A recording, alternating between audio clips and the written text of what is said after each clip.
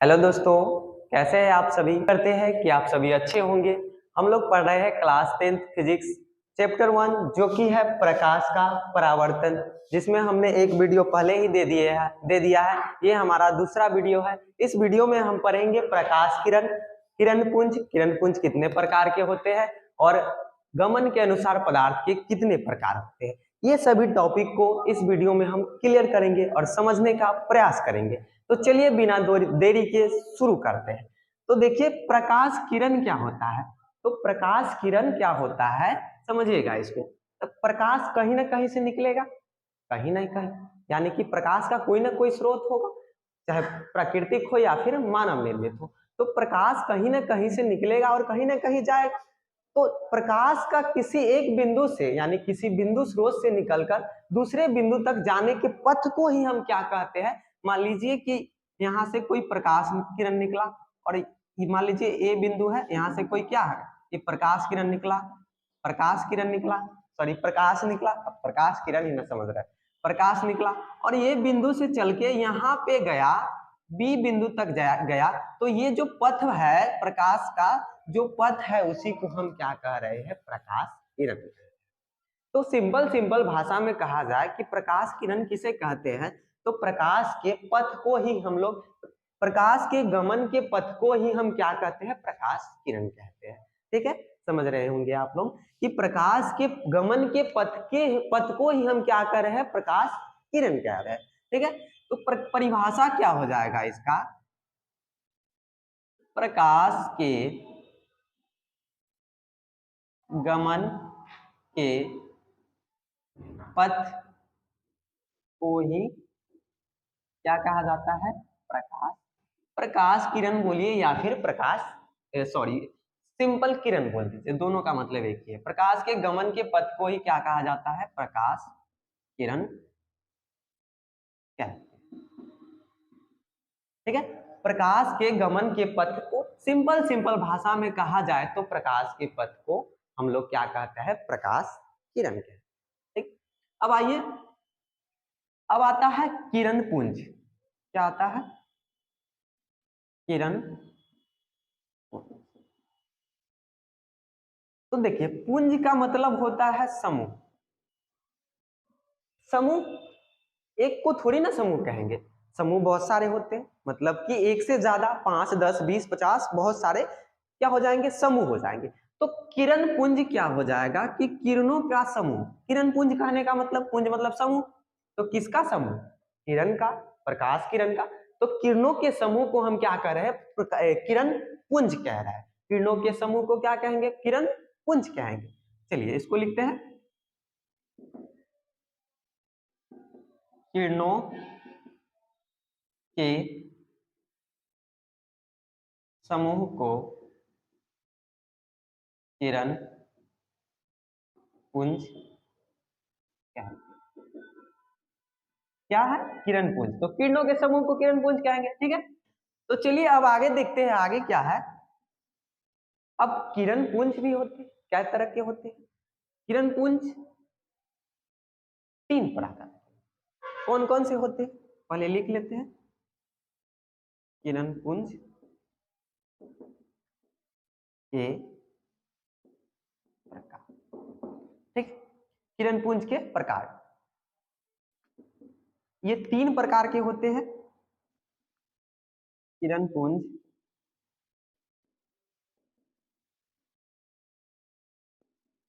3 प्रकार के होते, इसमें पहला क्या है, अभिसारी किरण पुंज, अभिसारी किरण। दूसरा क्या है, अपसारी किरण पुंज। अब आइए तीसरा क्या है, समांतर किरण पुंज। किरण पुंज कितने प्रकार के हुए, 3 प्रकार के हुए। कौन कौन, अभिसारी, अपसारी और समांतर। तो जल्दी से आप इसका स्क्रीनशॉट ले लीजिए, हम इस तीनों को आगे बताते हैं।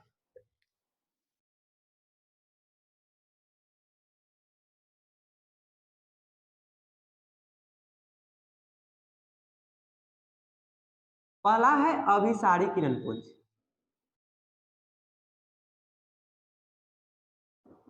किरण पुंज ये क्या होता है इसको समझिएगा। तो देखिए इसमें क्या होगा कि प्रकाश प्रकाश क्या होगा, प्रकाश कहीं ना कहीं से निकलेगा, कहीं ना कोई प्रकाश स्रोत होगा, यानी कि किसी प्रकाश स्रोत से निकलकर वे किरण पुंज इसको क्या परिभाषित कैसे करेंगे अभिसारी किरण पुंज को, कि वे किरण पुंज जो किसी प्रकाश स्रोत से निकलकर क्या करती है, फैलती चली जाती है। फैलती यानी कि एक जगह से निकलेगा और वो फैलती चलेगा जाएगी इस तरह से। देखिए मान लीजिए कि यहाँ से निकल रही है प्रकाश किरणें, तो ये क्या होगी, फैलती चली जाएगी इस तरह से, इस तरह से। तो इस तरह के किरण पुंज को हम क्या कहते हैं, अभिसारी किरण पुंज। यानी कि वे प्रकाश किरण, वे किरण पुंज जो किसी बिंदु स्रोत से या फिर किसी प्रकाश स्रोत से निकलकर क्या होती है, फैलती चली जाती है, उसको हम क्या कहते हैं, अभिसारी किरण पुंज कहते हैं। तो चलिए इसका परिभाषा लिखते हैं। वे किरण पुंज जो किसी प्रकाश स्रोत से निकलकर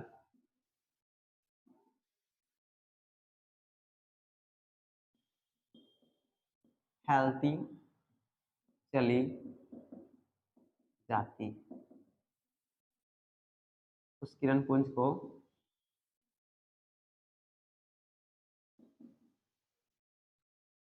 क्या कहते हैं, अभिसारी किरण।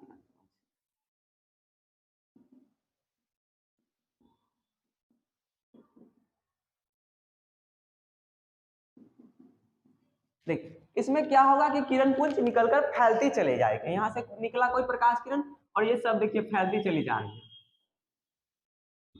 सब फैलती चली जाएगी। ठीक है, इस तरह के किरण पुंज को हम क्या कहेंगे, अभिसारी किरण पुंज। ठीक है, अब दूसरा आइए, दूसरा होता है अपसारी।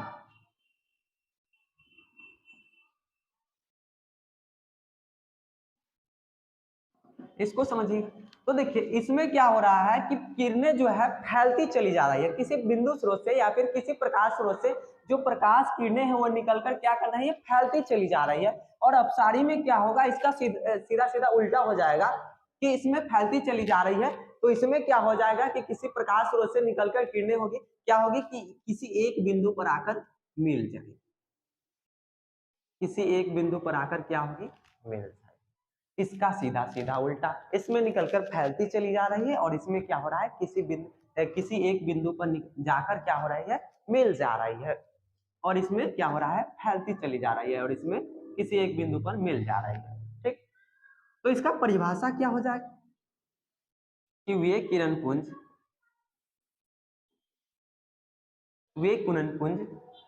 जो किसी प्रकाश स्रोत से निकलकर एक बिंदु पर आकर मिलती है, उस किरण पुंज को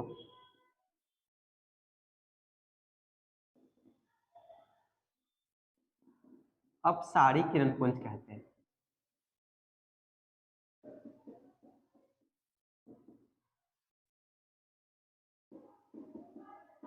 इसमें क्या हो रहा था कि किरणें फैलती चली जा रही थी और अपसारी में क्या होगा कि कोई प्रकाश स्रोत से कोई किरणें निकलेगा और एक बिंदु पर जाकर क्या होगा, मिल जाएगा। तो इस तरह के किरण पुंज को हम क्या कहेंगे, अपसारी किरण पुंज कहेंगे। ठीक है, तो आप इसका जल्दी से स्क्रीनशॉट ले लीजिए। चलिए तीसरा है, क्या है, समांतर किरण पुंज। तो अब इसमें देखिएगा क्या होगा कि इसमें किसी कोई ना कोई प्रकाश स्रोत होगा, प्रकाश निकलेगा कहां से, कहीं ना कोई प्रकाश स्रोत होगा। तो इसमें किरणें क्या होगी कि समांतर चलेगी, एक दूसरे के क्या होगी, समांतर चलेगी। यानी कि इस तरह के वे किरण पुंज जो क्या होती है, किसी प्रकाश स्रोत से निकलकर समांतर चलती है, उस किरण पुंज को हम क्या कहते हैं, ये जो किरण पुंज है इसको हम क्या कहेंगे, समांतर किरण पुंज कहेंगे, समांतर किरण पुंज कहेंगे। इसका नाम से स्पष्ट है कि समांतर किरण पुंज, यानी कि वे किरण पुंज जो क्या होती है एक दूसरे के समांतर चलती है, कहीं ना कहीं प्रकाश कोई ना कोई प्रकाश स्रोत से निकलेगी ही, और इसके बीच की जो दूरी होती है सब क्या होती है, समान होती है। दूरी मतलब जो भी किरणें हैं ये सभी के दूरी, सभी के बीच की दूरी क्या होगी, समान होगी, दूरी समान होगी, यानी जितना ये दोनों के बीच होगा उतना ही ये दोनों सबके बीच दूरी समान होगा। तो समांतर किरण पुंज को परिभाषित कैसे करेंगे, वे किरण पुंज जो किसी प्रकाश स्रोत से निकलकर एक दूसरे के समांतर चलती है उस किरण पुंज को समांतर किरण पुंज कहते हैं। किरण पुंज कहते हैं। आपने समांतर रेखा के बारे में पढ़ा होगा कि समांतर रेखा क्या होती है कि एक दूसरे को कभी भी नहीं काटेगी, कहीं पे ये जो रेखा है कभी भी मिलवे नहीं करेगा, तो काटेगा कैसे, यानी कि ये एक दूसरे के समांतर होगा, पैरेलल होगा, तो ये कभी भी एक दूसरे को काटेगा ही नहीं। तो इसका परिभाषा हो गया क्या कि वे किरणपुंज जो किसी प्रकाश स्रोत से निकलकर एक दूसरे के क्या करती है, समांतर चलती है, और ये जो किरणपुंज है, ये जो किरणें हैं, इसके बीच की दूरी क्या होगी, समान होगी। तो आपने नोट नहीं किया है तो इसका जल्दी से स्क्रीनशॉट ले लीजिए। चलिए अब आगे देखते हैं, आगे क्या होता है कि अब प्रकाश के गमन के अनुसार पदार्थ कितने प्रकार के होते हैं। आपने पदार्थ के बारे में पढ़ा होगा, सबसे पहले हम पदार्थ के बारे में थोड़ा सा चर्चा कर लेते हैं, बस थोड़ा सा, कि पदार्थ क्या होता है। तो पदार्थ वे सभी चीज है, वे सभी वस्तुएं हैं जिसमें कुछ ना कुछ द्रव्यमान होता है, मास होता है, जो कुछ ना कुछ जगह छेकता है, स्थान से छेकता है, और जो क्या होता है, जो अवरोध पैदा करता है, और जिसका अनुभव हम अपने ज्ञान इंद्रियों द्वारा करते हैं, अपने सेंस ऑर्गन्स द्वारा करते हैं, उसको पदार्थ कहते हैं। पदार्थ क्या है, वे सभी वस्तुएं जिसमें कुछ ना कुछ द्रव्यमान होता है, जिसका कुछ ना कुछ आयतन होता है, जिसका कुछ ना कुछ जगह छेकता है, जो अवरोध पैदा करता है, जिसका अनुभव हम क्या करते हैं अब अपनी ज्ञान इंद्रियों द्वारा, सेंस ऑर्गन्स द्वारा करते हैं, वे सभी चीजों को हम क्या कहते हैं, पदार्थ कहते हैं। और जैसे में आपको जो चीज भी दिख रहा है वे सभी पदार्थ, आपको कोई जितना भी चीज देख रहा है, जैसे आप ये मार्कर देख रहे हैं ये भी पदार्थ है, ये बोर्ड देख रहे हैं ये भी पदार्थ है, आप अपने मोबाइल पे स्क्रीन पर देख रहे हैं, मोबाइल देख रहे हैं, वो भी मोबाइल भी क्या है, पदार्थ है, कॉपी लिए हुए कॉपी और पेन है, वे सभी पदार्थ, आपको जितना भी चीज दिख रहा है सब पदार्थ है, क्योंकि उसमें कुछ ना कुछ द्रव्यमान होगा, वो जगह छेकेगा, वो अवरोध पैदा करेगा, और उसका अनुभव हम अपने ज्ञान इंद्रियों छुएंगे तो पता चल जाएगा ना कि कैसा है और क्या है, ठीक है। तो इस वैसे चीज को हम क्या कहते हैं, पदार्थ कहते हैं। तो चलिए हम लोगों का हमारा ये टॉपिक नहीं है, हमारा टॉपिक क्या है कि पदार्थ प्रकाश के गमन के अनुसार, प्रकाश के गमन कहने का मतलब होता है चलने, गमन के अनुसार पदार्थ के प्रकार।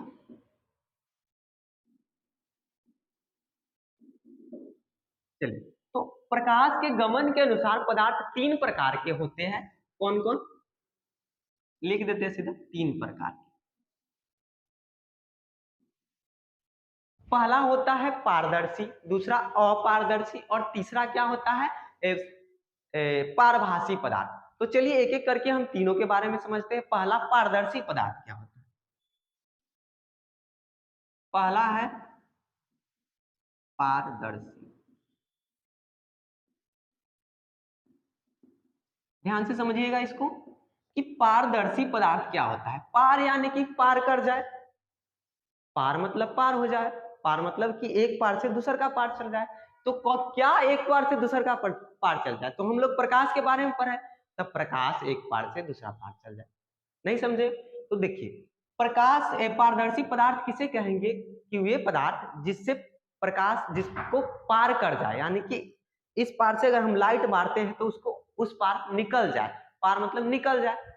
तो पारदर्शी पदार्थ क्या हो जाएगा, वे पदार्थ जिससे प्रकाश का गमन आसानी से हो जाता है, यानी कि प्रकाश जो होता है एक पार से दूसरे पास आराम से चला जाता है, वैसे पदार्थ को हम क्या कहेंगे, पारदर्शी पदार्थ कहेंगे। जैसे में कांच, शीशा, अब शीशा को एक साइड से टॉर्च बारिएगा या फिर कोई भी लाइट बारिएगा तो क्या होगा कि उस पर आराम से निकल जाएगा। जल हो गया, जल यानी कि पानी, वायु में तो ऐसे ही चला जाता, वायु यानी कि हवा में प्रकाश को दीजिएगा तो क्या होगा कि आराम से चल जाएगा उस पर। तो ये सभी क्या है, पारदर्शी पदार्थ है। तो चलिए इसका परिभाषा लिखते हैं। वे पदार्थ जिनसे प्रकाश का गमन आसानी हो जाता है, उस पदार्थ को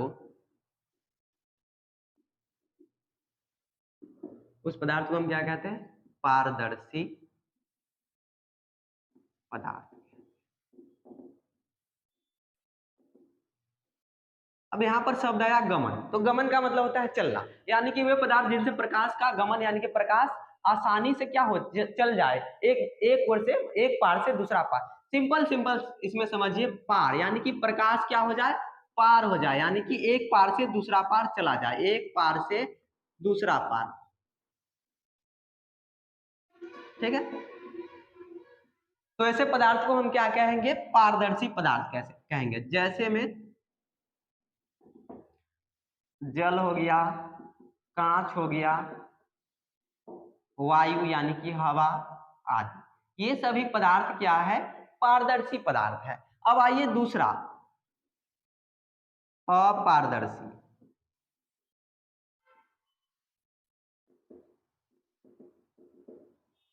देखिए इसमें क्या था, पार यानी कि प्रकाश क्या हो जाए, एक पार से दूसरा पार चला जाए आसानी से, लेकिन इसमें अपार यानी कि प्रकाश क्या हो, एक भाग से मतलब एक पार से दूसरा पार ना जाए, वैसे पदार्थ को यानी कि सिंपल कहा जाए तो पारदर्शी पदार्थ का उल्टा, यानी कि जिसमें प्रकाश, वे पदार्थ जिनसे प्रकाश का गमन नहीं होता है, वैसे पदार्थ को हम क्या कहेंगे, अपारदर्शी कहेंगे, ठीक है। वैसे पदार्थ जिनसे प्रकाश का गमन नहीं होता है उसे हम क्या कहेंगे, अपारदर्शी पदार्थ कहेंगे। या फिर ऐसे भी कह सकते हैं कि जिन पदार्थ से प्रकाश, जिन पदार्थ से प्रकाश पार नहीं हो पाता, यानी कि एक पार से दूसरे पार नहीं जा पाता है, वैसे पदार्थ को हम क्या कहेंगे, अपारदर्शी पदार्थ कहेंगे। तो चलिए इसका परिभाषा लिखते हैं।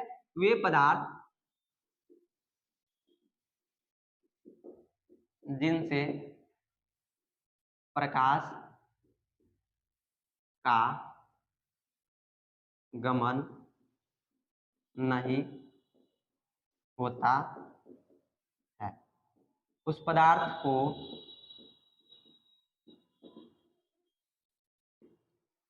को क्या कहते हैं, अपारदर्शी पदार्थ कहते हैं। जैसे एग्जाम्पल के लिए देखिएगा, जैसे में हो गया लकड़ी, उसके बाद पत्थर, ईंट, रबर, प्लास्टिक और भी बहुत सारे। तो अपारदर्शी पदार्थ क्या होगा, जिनसे प्रकाश का गमन नहीं होता है, यानी कि प्रकाश एक पार से दूसरा पार ना जाए। जैसे में क्या हो गया, लकड़ी। अब लकड़ी को एक मतलब लकड़ी पर प्रकाश दीजिएगा तो क्या होगा, एक पार से दूसरा पार जाएगा, नहीं ना जाएगा, तो ऐसे पदार्थ को हम अपारदर्शी पदार्थ कहेंगे। पत्थर में भी वैसा ही होगा, ईंट हो, रबर हो, प्लास्टिक हो और भी बहुत सारे चीज जिनसे प्रकाश का मतलब गमन, जिनमें प्रकाश का गमन नहीं होता है, यानी कि प्रकाश एक पार से दूसरा पार नहीं जाता है, वैसे पदार्थ को हम क्या कहते हैं, अपारदर्शी पदार्थ कहते हैं। तो ठीक है, आपने नोट नहीं किया होगा तो इसे जल्दी से स्क्रीनशॉट ले लीजिए, एक और है उसको हम आगे बताते हैं। चलिए अब तीसरा देखते हैं। तीसरा क्या है, पारभासी पदार्थ। तो इसको समझिएगा, तो आपने अपारदर्शी समझा, तो पारदर्शी में क्या समझा कि प्रकाश का गमन आसानी से हो जाता है, और अपारदर्शी में क्या समझा कि प्रकाश का गमन नहीं होता है। तो इसमें समझिएगा कि इसमें क्या होगा, दोनों के बीच वाला कहने का मतलब कि कुछ अंश होगा, मतलब कुछ भाग जो प्रकाश का कुछ अंश क्या होगा, पार कर जाएगा और कुछ जो होगा एह पार रह जाएगा, कुछ ओ पार चला जाएगा, कुछ एह पार रह जाएगा। तो ऐसे पदार्थ को हम क्या कहते हैं? पारभासी पदार्थ कहते हैं। यानी कि इसको परिभाषित कैसे किया जाए? वे पदार्थ जिनसे होकर प्रकाश का कुछ अंश पार कर जाता है और कुछ नहीं पार कर पाता है, वैसे पदार्थ को हम क्या कहते हैं? पारभासी पदार्थ कहते हैं। वे पदार्थ जिनसे होकर प्रकाश का कुछ अंश पार कर जाता है, वैसे पदार्थ को हम क्या कहते हैं? पारभासी। ठीक है, आप समझ गए होंगे। तो इसको हम इसका जो परिभाषा है वो लिखते हैं। वे पदार्थ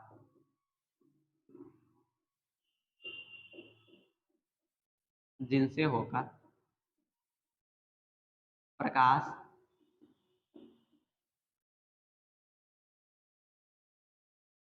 कुछ अंश गमन या फिर पार, ये भी लिख सकते हैं, कुछ अंश गमन पार ही लिख देते। अच्छा, वे पदार्थ जिनसे होकर प्रकाश का कुछ अंश पार कर पाता है, उस पदार्थ को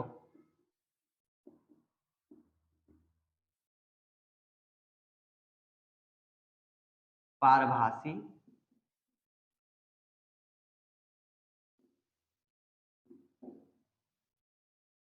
कहते हैं।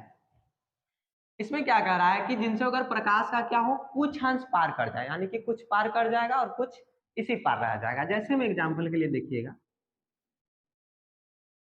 धुआं, धुआं आपने देखा होगा, कुहासा,